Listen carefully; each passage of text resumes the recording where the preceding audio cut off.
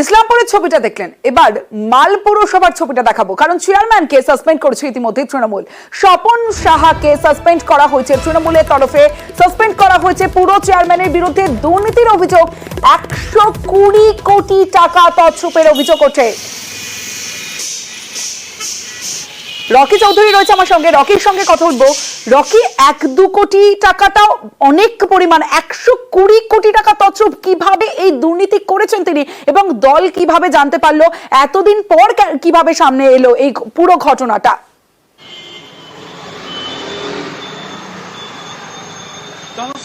মাল পৌরসভার যে চেয়ারম্যান স্বপন সাহা, তার বিরুদ্ধে 120 কোটি টাকা সরকারি প্রকল্পের টাকা তছরূপের অভিযোগ, এবং যার ফলে কিন্তু জলপাইগুড়ি জেলা তৃণমূলের তরফ থেকে তাকে অনির্দিষ্টকালের জন্য পৌরসভা এলাকায় সরকারি প্রকল্পগুলি হচ্ছিল জল প্রকল্প, আবাস যোজনা প্রকল্প এবং ধূপগুড়ি মালবাজার পৌরসভা সৌন্দর্যায়নের জন্য যে সকল প্রকল্প হয়েছে সেই সকল টাকা কিন্তু সমস্তটাই আত্মসাৎ করেছে স্বপন শাহ, এমনটা কিন্তু অভিযোগ উঠেছিল।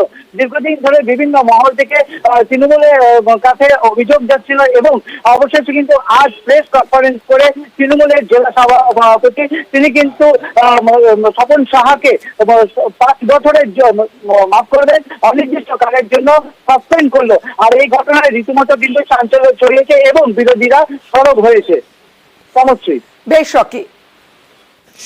দল থেকে তৃণমূল কংগ্রেস থেকে তাকে নিলম্বিত করা হয়েছে। মাল পৌরসভার যে আভ্যন্তরীণ কিছু কাজকর্মের অনিয়ম সংক্রান্ত এরকম বিভিন্ন অভিযোগ এবং বিচারাধীন উচ্চ আদালতে এরকম কিছু মামলা যেটা চলছে, আর তাতে দলীয় ভাবমূর্তি যেটা সেটা নষ্ট হচ্ছে।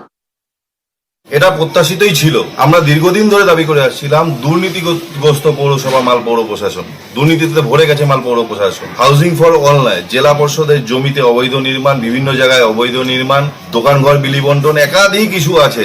আমরা চাই এর শেকড়, এই দুর্নীতি শেকড় কোথায় কোথায় গেছে সেগুলো তদন্ত করে বের করে নিয়ে এসে উপযুক্ত শাস্তি দিক দোষীদের।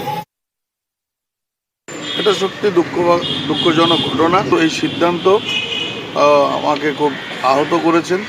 একজন বিজেপির কমপ্লেনার, সে বিজেপির ল সেলের লোক, তার কমপ্লেনের ভিত্তিতে যদি একজন দলীয় অনুব্রত সৈনিককে সরে যেতে হয়, এটা সবচেয়ে বড় দুঃখজনক, সম্পূর্ণই ভিত্তিহীন এবং এটা সর্বই মিথ্যা।